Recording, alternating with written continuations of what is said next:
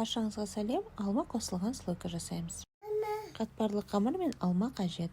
1 килограмм қатпарлы қамырдың 1/3 бөлігін ғана қолданамыз.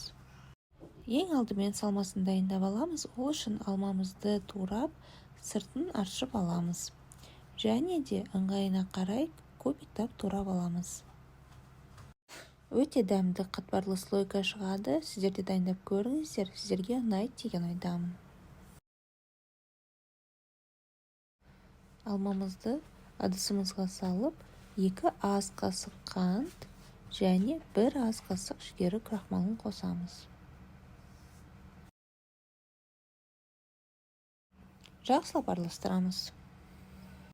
Енді қамырымызды ұн себе отырып 4 бұрыштап жайып аламыз. Жасалуы да оңай, көп уақытты қажет етпейді. Енді жайылған қамырымызды ыңғайлап 4 бұрыштап бірдей бөліктерге бөлеміз де салмамызды салып, жақсылап біріктіреміз.